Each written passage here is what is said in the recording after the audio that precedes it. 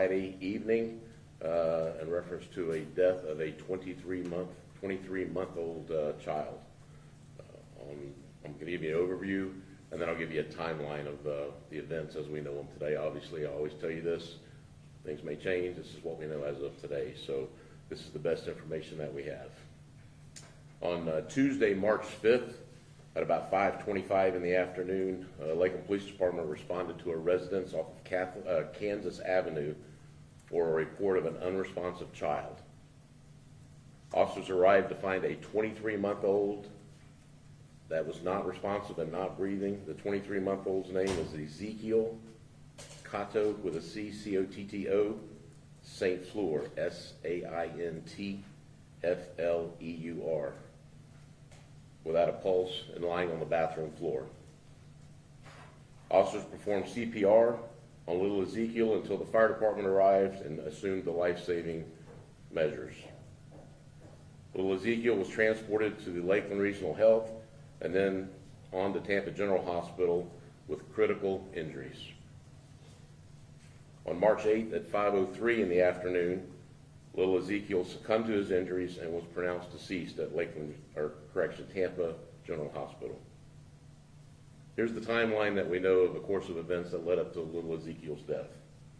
The adult that was present with Ezekiel at the time was the defendant in this case, Bobby Curry Jr., age 20. Bobby lived at the residence with Ezekiel's mom,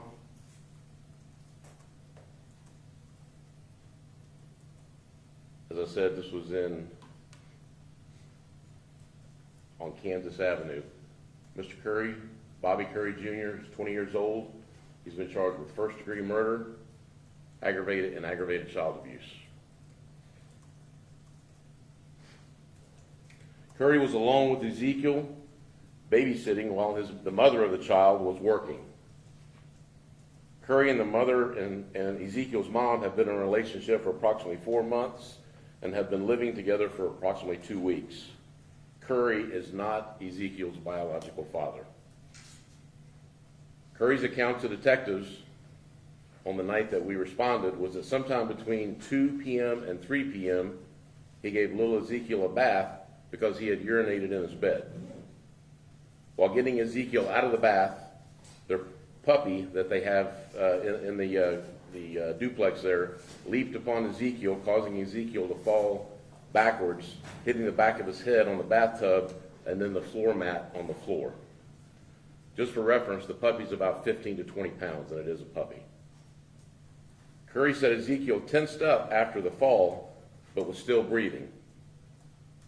He stated that he placed Ezekiel in his bed so that he could rest. He said at that time, Ezekiel was barely breathing, and he did not call 911.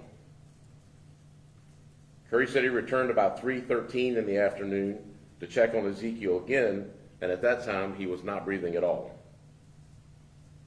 Curry put Ezekiel back onto the bathroom floor, which is tile, and gave him chest compressions and some air.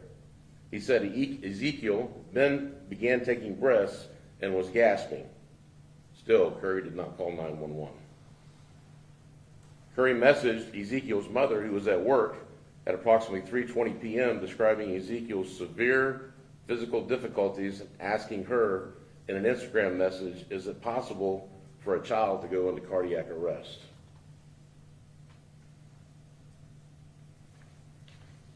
Between 4:53 p.m. and 5:24 p.m., Curry and Ezekiel's mother messaged each other further. They continue exchanging Instagram messages, still not calling 911. Curry conveyed the grim details about Ezekiel's grave condition, and at 5:24, Ezekiel's mom told Curry, call 911, and he finally did. Between 2:55 p.m. and 5:25 p.m., that's about 2.5 hours, Curry and Ezekiel's mom exchanged 67 messages on Instagram. About 119 minutes, which is about 2 hours, elapsed from the first signs of distress until Curry finally decided to notify and call 911. As previously stated, Ezekiel succumbed to his injuries on March 8th at Tampa General Hospital. Keep in mind, this incident started on March 5th. Curry's account of how Ezekiel received his injuries were not consistent with the severity of the physical injuries that we observed. We spoke to the medical doctors that treated Ezekiel at Lakeland Regional Health and at Tampa General Hospital.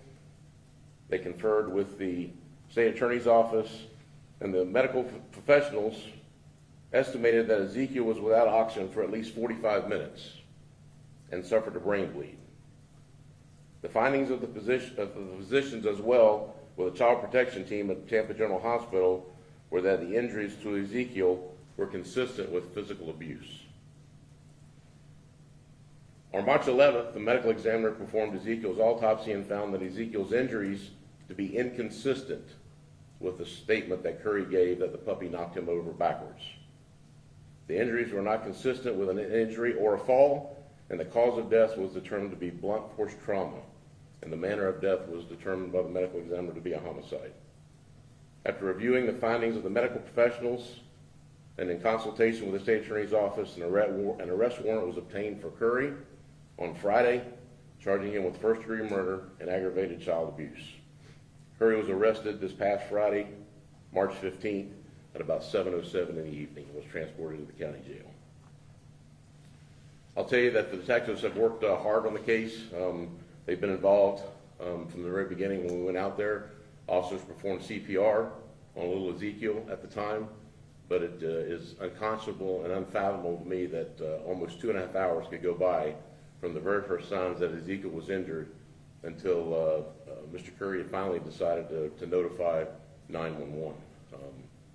So we were very concerned about that. We had to get some opinions of the medical professionals before we were able to push the charges through. We weren't sure if Ezekiel was going to make it or not, and then he died 3 days later. But we knew that he was in very grave condition. So it was a very traumatic injuries, and I can tell you that the accounts that have been related to me on the injuries that Ezekiel suffered were in no shape, way, or form consistent with the video that he walked us through and showed us how the injuries occurred. That did not happen. His fatal injuries occurred to the front of his head, and based on the way he said he fell, all of the injuries were on the back of his head. He did have some small bruising on the back of his head, but they were just bruises, nothing more.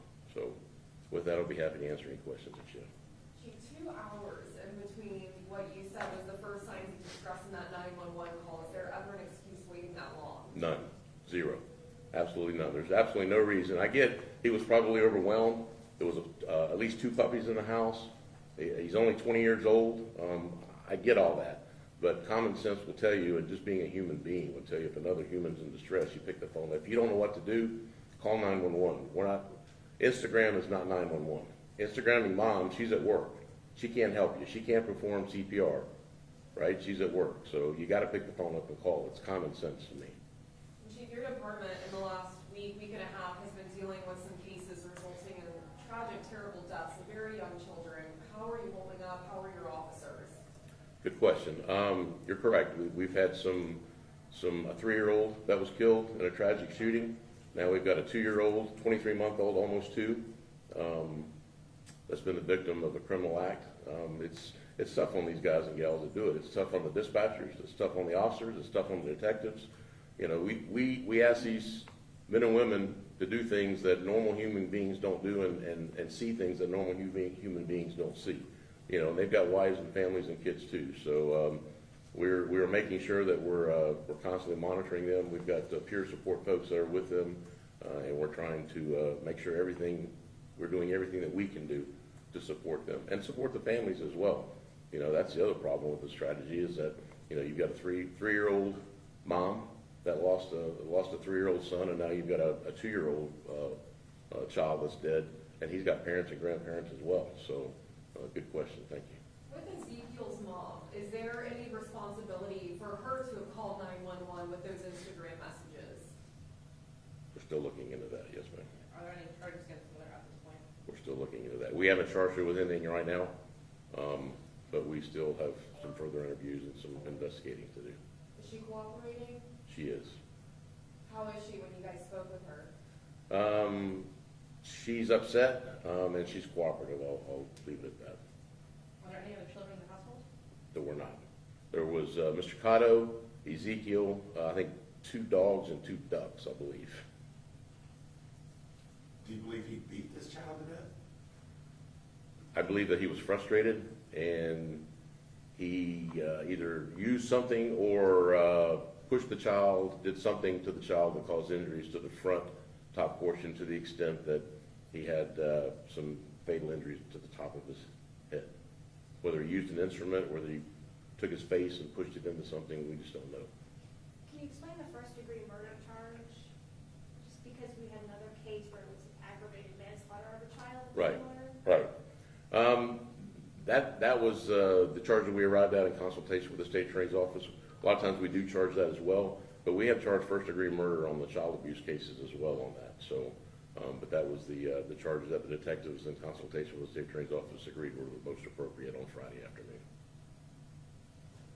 Did he ever confess to anything? He did a video walkthrough with us, which we will typically do. That was absolutely not consistent with the injuries that Ezekiel suffered. He, other than sticking to a story that he got out of the shower, he had given Ezekiel a bath because he had urinated on himself in the bed, cleaned him up, set him out on the floor, and that the dog came in and knocked him over, knocked him on backwards. That was the same story he told the 2 times that we interviewed him. So with him wetting, with the child wetting the bed, could that have been the possible motive as far as what made the suspect upset? Yeah, we're speculating at this point, and I would be speculating. I will tell you that I suspect that probably Mr. Cotto was overwhelmed. He probably was unused since he was only been there for 4 weeks, or probably was unused to babysitting a 23-month-old or almost 2-year-old. They can be a handful. I know I've got 2 grandsons that are a little like that, and so they can be a handful. And then probably with the stress of that, the stress of the dog, the 2 dogs, the 2 I think it were ducks that they kept in the house. I think they were. He was cleaning up after them as well. It's just conjecture, but I guess he just reached a breaking point. I don't know. He didn't tell us. And does Does he any have, evidence of older injuries to the child? No, does he have a criminal history? he does not. All right. See, were there any like tips or anything you can give to like parents who may be in that situation where they're overwhelmed and they can call someone to do something before it reaches that breaking point? Call somebody. You gotta have a grandmother, a neighbor. Shoot, if you don't want to do, call us. You know, we'll send. We can get you some resources. We can get you some help. You know, walk away, take a breath. There's all kind of coping mechanisms that you can use. But when you're 20 years old, maybe you don't realize that. You know, you react with emotion.